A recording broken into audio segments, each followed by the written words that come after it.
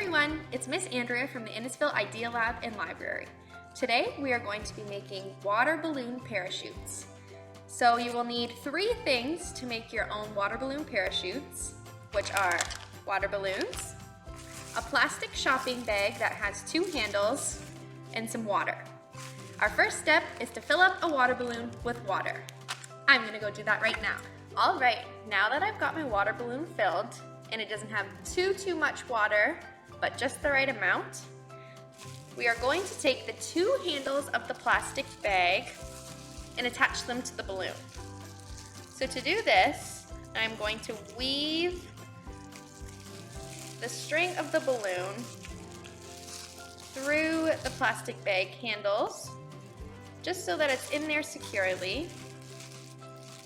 And then I'm going to tie off a knot at the end. Once your balloon is tied to the handles of the plastic bag, your parachute should look something like this.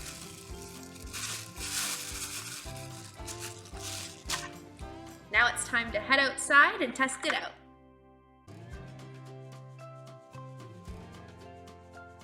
If you noticed, the plastic bag cushioned the fall of the water balloon and it didn't pop. See how many times you can throw your parachute without popping your balloon. Have fun!